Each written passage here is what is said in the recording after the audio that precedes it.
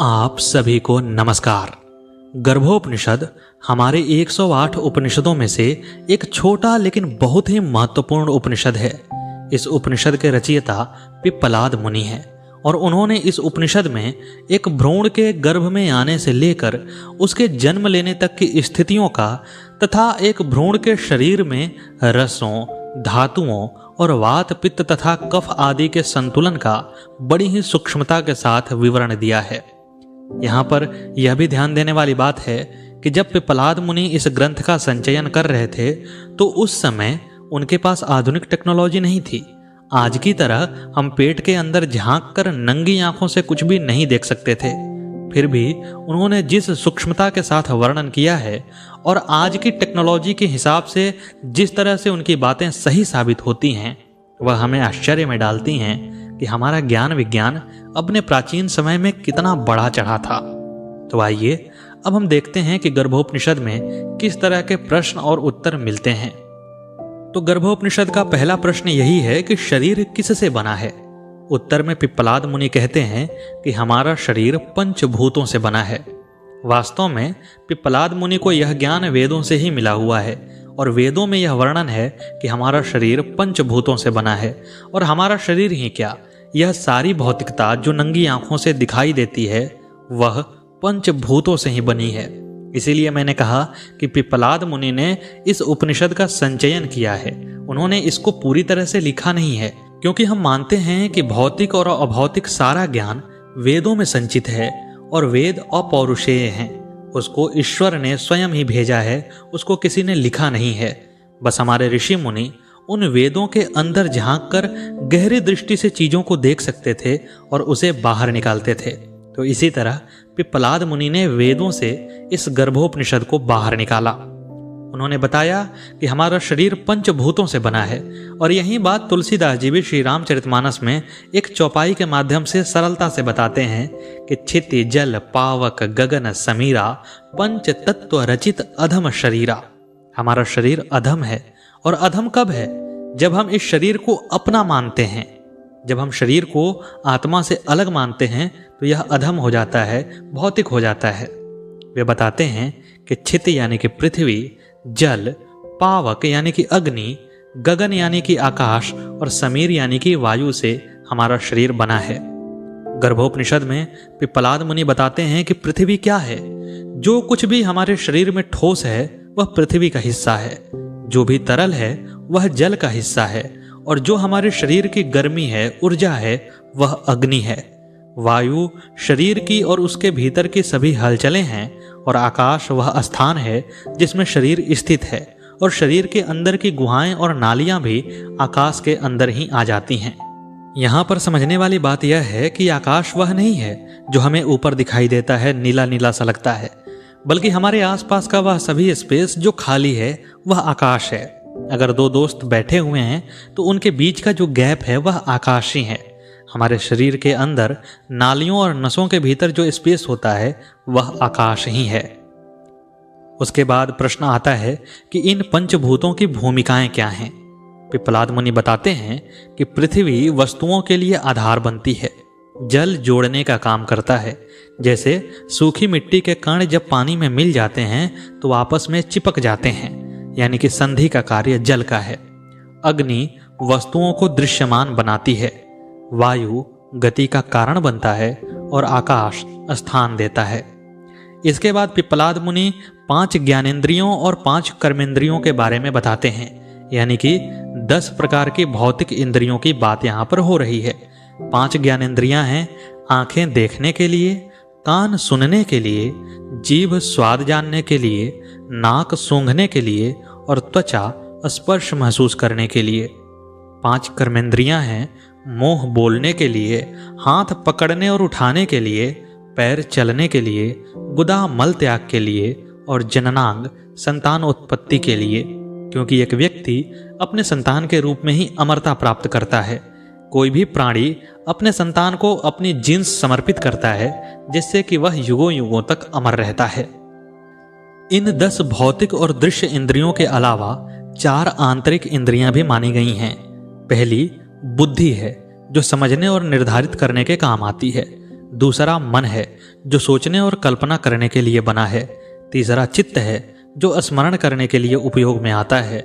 और चौथा अहंकार है जिससे मैं और मेरा ऐसी धारणा बनी हुई है और इसी धारणा के बल पर सांसारिकता की उत्पत्ति होती है।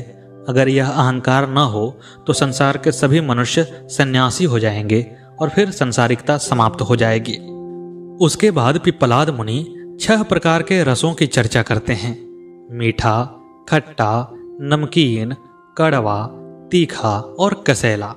वे बताते हैं कि ये केवल स्वाद नहीं है बल्कि शरीर की कार्यप्रणाली इन्हीं पर निर्भर करती है। उदाहरण के लिए यदि शरीर में अधिक मिठास हो जाए तो मधुमेह नामक रोग हो जाता है, और यदि बहुत अधिक तीखापन हो जाए तो यह छालों का कारण बन सकता है। शरीर का पीएच मान 7.35 से 7.45 के बीच होना चाहिए, जो काफी हद तक आंवला के रस पर निर्भर करता है। इसी के कारण यानी कि इन्हीं 6 रसों के कारण शरीर को षडाश्रय या 6 पर आश्रित कहा गया है। शरीर की अवस्था के 6 परिवर्तन भी बताए गए हैं। पहला, कोख में आविर्भाव या कोख में भ्रूण का आना। दूसरा, जन्म लेना। तीसरा, वृद्धि करना। चौथा, परिपक्व हो जाना। पांचवा, क्षय के रूप में आना या बुढ़ापा की स्थिति में आना। और छठा, मरण। साथ ही शरीर के 6 चक्र हैं जो हमारे प्राण के आधार हैं। ये 6 चक्र हैं मूलाधार, स्वाधिष्ठान, मणिपुर, अनाहत, विशुद्धि और आज्ञा। ये चक्र शरीर के भीतर प्राण की गतिविधियों के केंद्र हैं। ध्वनि के भी 7 प्रकार गर्भोपनिषद में बताए गए हैं। पहला है षडज, दूसरा ऋषभ, तीसरा गंधार, चौथा मध्यम, पांचवा पंचम, छठा थैवत और 7वां निषाद। इन्हीं 7 ध्वनियों को आप संगीत के 7 सुर सा, रे, ग, म, प, ध, नी के रूप में जानते हैं। यही 7 सुर पूरी दुनिया में संगीत की उत्पत्ति और ध्वनियों की उत्पत्ति के मूल में हैं। राग और भक्ति जैसे गुण जब इन ध्वनियों के साथ मिल जाते हैं और साथ ही लोगों की अभिव्यक्ति इससे मिलती है तो वह बोली जाने वाली ध्वनि या भाषण बन जाती है। कुछ शब्द प्रिय होते हैं तो कुछ अप्रिय होते हैं। इसके अलावा पिप्पलाद मुनि ने शरीर में धातुओं के अलग अलग रंग भी बताए हैं। जैसे रस का रंग सफेद होता है, खून का रंग लाल होता है, मांस का रंग कृष्ण या काला होता है, वसा का रंग धूम्र जैसा या धुएं जैसा होता है, हड्डी का रंग पीला होता है, मज्जा का रंग भूरा होता है और मज्जा हड्डियों के अंदर एक द्रव के रूप में रहता है जो वास्तव में हमारे शरीर को मुख्य रूप से ऊर्जा प्रदान करता है। और अंत में वीर्य का रंग पीला या सफेद होता है। उसके बाद पिप्पलाद मुनि बताते हैं कि शरीर में धातु बनते कैसे हैं। तो वे बताते हैं कि भोजन के सार से रक्त बनता है, रक्त से मांस बनता है, मांस से वसा, वसा से अस्थि और अस्थि से मज्जा बनता है, मज्जा से ही वीर्य का निर्माण होता है और वीर्य से भ्रूण की उत्पत्ति होती है जिससे कि मनुष्य अपनी संतति का विकास करता है। फिर प्रश्न आता है कि भ्रूण बनता कैसे है। तो गर्भोपनिषद में ऋषि पिप्पलाद बताते हैं कि पुरुष का शुक्र स्त्री के शोणित के साथ मिलकर भ्रूण बनाता है।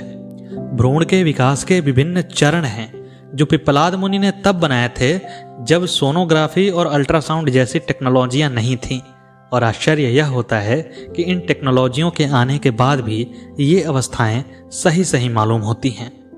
पिप्पलाद मुनि बताते हैं कि पहली रात में भ्रूण तरल होता है, 7 दिनों में यह बुलबुले जैसा हो जाता है, 15 दिनों में यह गोल बन जाता है, 1 महीने में यह दृढ़ या ठोस हो जाता है, 2 महीने में सिर बन जाता है, 3 महीने में पैर और हाथ उगते हैं, 4थे महीने में पेट और टखनों का निर्माण होता है, 5वें महीने में मेरुदंड और पीठ का निर्माण होता है, 6ठे महीने में चेहरा, नाक, आंख और कान बनते हैं, 7वें महीने में जीवात्मा शरीर में प्रवेश करती है, 8वें महीने तक सभी अंग पूर्ण रूप से विकसित हो जाते हैं। इसके बाद प्रश्न आता है कि बच्चे का लिंग निर्धारण कैसे होता है। एक बच्चा स्त्री होगा या पुरुष होगा, यह कैसे निर्धारित हो। इसके बारे में गर्भोपनिषद में आता है कि यदि वीर्य अधिक शक्तिशाली हो तो लड़के का जन्म होगा, यदि शोणित अधिक शक्तिशाली हो तो लड़की का जन्म होगा, और यदि दोनों समान शक्ति वाले हों तो नपुंसक बच्चे का जन्म होगा। इसके बाद अगला प्रश्न है कि दोषयुक्त संतान कैसे पैदा होती है, और इसी प्रश्न पर हम थोड़ी देर ठहरते हैं, क्योंकि पिछले प्रश्न के उत्तर में जो नपुंसक शब्द आया है वह सिर्फ बच्चों के लिंग निर्धारण वाले प्रश्न में आया है।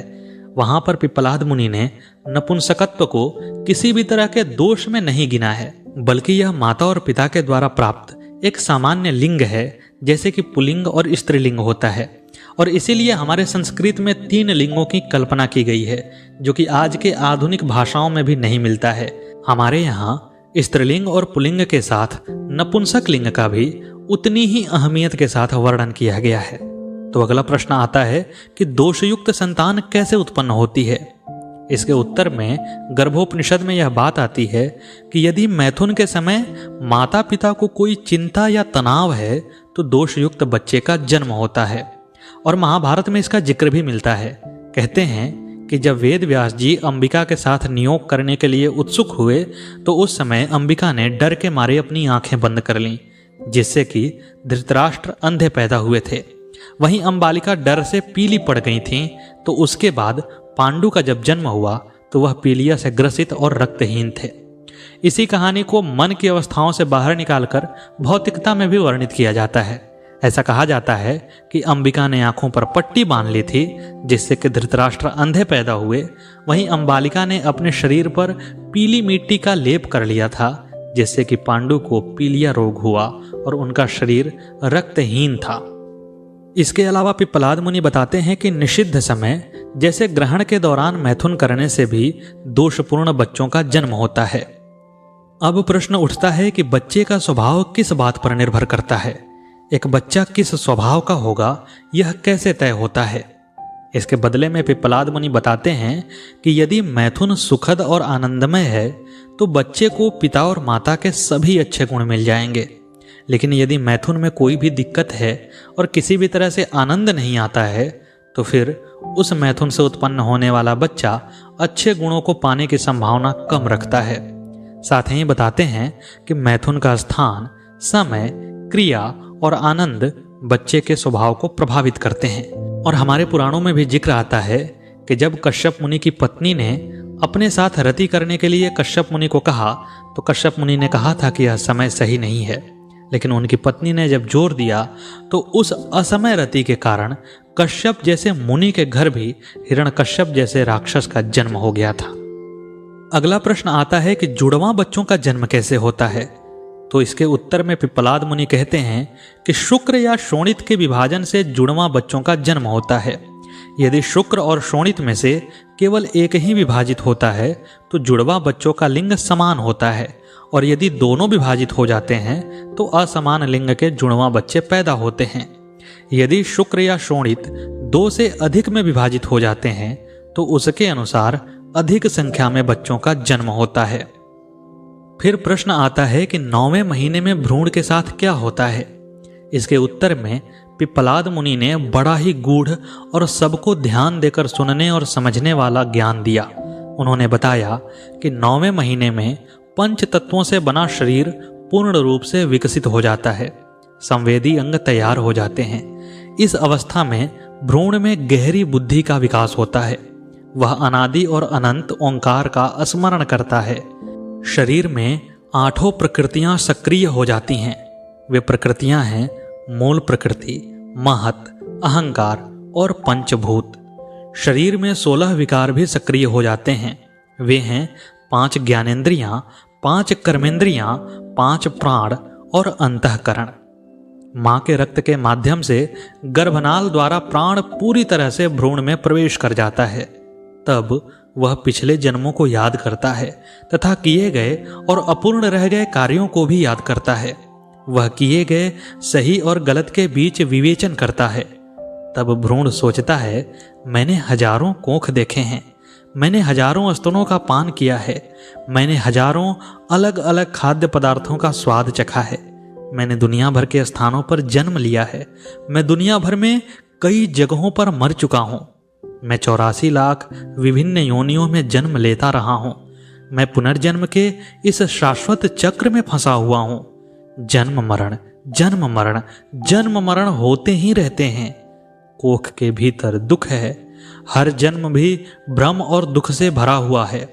बाल्यावस्था में दूसरों पर निर्भरता, अज्ञान, दुख, हितकारी काम न करना और हानिकारक काम करना, ये सब होता है। वयस्कता के दौरान विषय सुखों से लगाव होता है और 3 प्रकार के कष्ट होते हैं: बाहरी वस्तुओं और प्राणियों के कारण, आत्म प्रवृत्त होने के कारण और अलौकिक शक्तियों के कारण।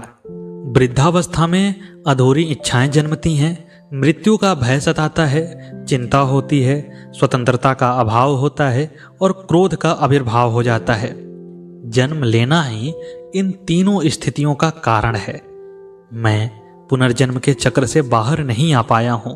मैंने ज्ञान और योग का शिक्षण प्राप्त नहीं किया है। मैं इस दुख के सागर में डूब गया हूं। मुझे नहीं पता कि इससे कैसे बाहर निकलूं। मेरे अज्ञान पर धिक्कार है। राग के कारण होने वाली परेशानियों पर धिक्कार है। द्वेष से उत्पन्न परेशानियों पर धिक्कार है। इस सांसारिक जीवन पर धिक्कार है। मैं गुरु से ज्ञान प्राप्त करूंगा। मैं सांख्य योग का अभ्यास करूंगा। वह मुझे सभी बंधनों से मुक्त कर देगा। इससे मेरी सारी परेशानी समाप्त हो जाएगी। जब मैं गर्भ से बाहर आऊंगा तो मैं महेश्वर की शरण लूंगा। वे मुझे जीवन के 4 लक्ष्यों धर्म, अर्थ, काम और मोक्ष को प्राप्त करने के साधन देंगे। मैं जगत के स्वामी चिदात्मा परमात्मा की शरण में जाऊंगा। वे सभी शक्तियों के मूल स्रोत हैं। जो कुछ भी होता है उसके पीछे वे हैं। जब मैं गर्भ से बाहर आ जाऊंगा तो मैं भार्ग की शरण में जाऊंगा। वे जगत के प्रकाश हैं। वे जीवित और निर्जीव सभी प्राणियों के स्वामी हैं। वे रुद्र, महादेव और जगत गुरु हैं। जब मैं गर्भ से बाहर आ जाऊंगा तो मैं तपस्या करूंगा। जब मैं गर्भ से बाहर आ जाऊंगा तो मैं विष्णु की पूजा करूंगा। वे आनंद का अमृत प्रदान करते हैं। वे च्युति से रहित नारायण हैं। अब मैं इस गर्भ में फंस गया हूं। जब मैं गर्भ से बाहर आऊंगा तो मैं महान वासुदेव पर ध्यान केंद्रित करूंगा। मैं अपना मन उनसे कभी नहीं हटाऊंगा। जो मेरे पिछले कर्मों से लाभान्वित हुए हैं वे सब गायब हो गए हैं। केवल मुझे अपने कर्मों का फल भुगतने के लिए छोड़ दिया गया है। मैं एक अविश्वासी रहा हूं। मैंने कभी नहीं सोचा था कि मुझे अपने कर्मों का परिणाम अकेले ही भुगतना पड़ेगा। अब मुझे पता है कि यह सच है। और दोस्तों, यहाँ पर मैं थोड़ी देर ठहरना चाहूँगा। मैं यह बताना चाहूँगा कि ऋषि बुद्ध और नहुष के संवाद की कहानी जो हमारे चैनल पर उपलब्ध है, उसमें यह बात कि अपने कर्मों का फल अकेले ही भुगतना पड़ा है, बड़ी ही सुंदरता के साथ बताया गया है। साथ ही एक छोटा सा अनुरोध भी है कि आप हमारे चैनल को देखते तो हैं पर सब्सक्राइब नहीं करते, जिससे यूट्यूब हमारी रीच को घटा देता है, क्योंकि यह उसके एल्गोरिदम की समस्या ही है। अगर आप सब्सक्राइब नहीं करेंगे तो हमारा प्रयास बहुत सारे लोगों तक नहीं पहुंचेगा, जिससे हमारे उत्साह में भी कमी होगी। तो यह अनुरोध है कि आप हमारे चैनल को सब्सक्राइब कीजिए। चलिए आगे बढ़ते हैं। भ्रूण की जीवात्मा इसी प्रकार गर्भ में चिंतन करती है। वह अपनी इच्छाओं, अज्ञान और सांसारिक कार्यों से घृणित हो जाता है। फिर प्रश्न आता है कि जन्म के समय क्या होता है। तो जन्म के समय इस अवस्था में भ्रूण कोख के मुख में आता है। वह बाहर आना चाहता है। वहां उसे बहुत कष्ट होता है। जब उसे कोख के गले से निकलना पड़ता है तो उसे प्रसूति वायु पीड़ा देती है। जैसे ही बच्चा बाहर आता है वह वैष्णवी वायु के संपर्क में आता है। वैष्णवी वायु पिछले जन्मों की सभी यादों को मिटा देती है। वह अपनी दूरदर्शिता खो देता है। वह सच को देखने की क्षमता खो देता है। जैसे ही वह पृथ्वी के संपर्क में आता है तो रोने के लिए तैयार हो जाता है। पहले रोने के आंसू बाकी यादों को धो देते हैं। सही और गलत में भेद करने की उसकी क्षमता समाप्त हो जाती है। फिर प्रश्न आता है कि यह त्रिदोष क्या है। तो इसके उत्तर में पिप्पलाद मुनि बताते हैं कि शरीर में वात, पित्त और कफ संतुलित अवस्था में ही होने चाहिए, अन्यथा वे रोग उत्पन्न करते हैं। फिर पिप्पलाद मुनि बताते हैं कि पित्त ही शरीर की अग्नि है। अग्नि यानी कि शरीर की ऊर्जा। पित्त सही मात्रा में होने पर ही कोई सही ढंग से सोच पाएगा। पित्त अधिक होने पर मानसिक बीमारियां होती हैं। शरीर में 3 तरह की अग्नि या ऊर्जा के बारे में बताया गया है। पहली है ज्ञान अग्नि, जो मन और बुद्धि की प्रक्रियाओं के लिए जिम्मेदार ऊर्जा होती है। दूसरी है दर्शनाग्नि, वह ऊर्जा जो संवेदी अंगों के माध्यम से जानकारी प्राप्त करती है। और तीसरी है कोष्ठाग्नि, वह ऊर्जा जो भोजन को पचाती है। इसके बाद प्रश्न आता है कि मानव शरीर की रचना कैसे होती है। उत्तर में पिप्पलाद मुनि बताते हैं कि खोपड़ी 4 हड्डियों से बनी होती है। प्रत्येक पंक्ति में 16 दांत होते हैं, 107 मर्म हैं, 72 नाड़ियां हैं। उनमें से 3 सबसे महत्वपूर्ण हैं, ईड़ा, पिंगला और सुषुम्ना। भोजन रस मूत्र और मल में परिवर्तित हो जाता है। वीर्य और शोणित का निर्माण भी भोजन से ही होता है। रक्त परिसंचरण सहित शरीर के अंदर की सभी गतिविधियां वात या वायु की सहायता से होती है। प्रारंभ में भ्रूण का प्राण आज्ञा चक्र पर होता है। जब वह प्रसव के लिए तैयार हो जाता है तब यह अनाहत चक्र में उतरकर स्थिर हो जाता है। 4.5 करोड़ बाल होते हैं। दिल का वजन 8 पल होता है। जीभ का वजन 12 पल होता है। शरीर में पित्त का वजन 1 प्रस्थ होता है। कफ का वजन 1 आढ़क होता है। मज्जा का वजन 2 प्रस्थ होता है। वीर्य का वजन 1 कुड़व होता है। यह सब जानकर वैराग्य उत्पन्न करके मोक्ष की प्राप्ति के लिए प्रयास करना चाहिए। तो यह था पिप्पलाद मुनि द्वारा दिया गया मोक्ष शास्त्र, जिसे गर्भोपनिषद के नाम से भी जाना जाता है। कैसी लगी यह प्रस्तुति कमेंट बॉक्स में अवश्य बताइएगा। मिलते हैं अगले वीडियो में अगली प्रस्तुति के साथ। तब तक के लिए नमस्कार।